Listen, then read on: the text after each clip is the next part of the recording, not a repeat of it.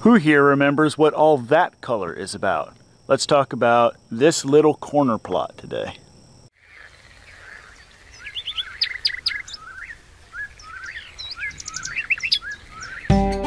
So if you haven't been with us for long, then you might not know that this is our raised bed garden that we're growing strawberries in, and despite the heat, we're still getting some strawberries out of it. They're just not as plump and such.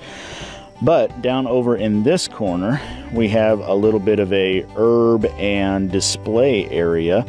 And over on the left here, we have what I keep calling white sage. You can find it called wild white sage, but it is actually not of the same genus as regular common sage.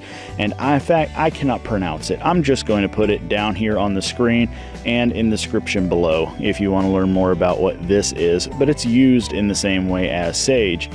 Down over here we have thyme. It's a creeping thyme that I hope one day will sort of overflow down over the edge here and make a nice pretty accent. It's not generally used for culinary, but it's a really pretty thing. And you can see that we need to come in here and cut this down. This has already been cut down once before when I did the video about making smudge sticks. So I need to come down here and cut that out again and make more room for this. If you remember in the video where I even told you about this planting, I said we were going to get what's called a pieces of 8 miniature rose, and this is it. You can see it in several different stages of development right now. A brand new blossom, ones that are in bloom, and one that is dying back. Now what's interesting is I don't know what's up with this pinkish. I don't know if the roots feeding that flower are getting some different nutrients from somewhere, if it's a reaction to the wild sage, if it's a reaction to getting less sun. I don't know, but it's pretty, so I don't really care, but it's interesting to think about why it might be doing that. So this is our miniature rose, pieces of 8, and when it's all said and done, it should never really get any higher than the top of the box here.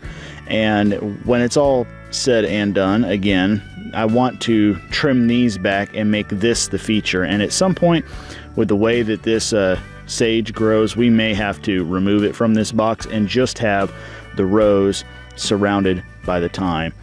But you know, we do a lot of talking here about growing crops to feed the family and things like that, but I like little plantings like this. Just something to talk about, a little eye catcher, lots of different textures, but still with various uses. So thanks so much to all of our patrons who make videos like this and projects like this possible at all. And thanks to all of you for taking the time to watch. Do you focus solely on growing the edibles, like these strawberries hiding in our raised bed? Or do you like to branch out and get unique roses and landscape thyme instead of culinary herbs? Thanks for watching. We'll see you next time. Bye.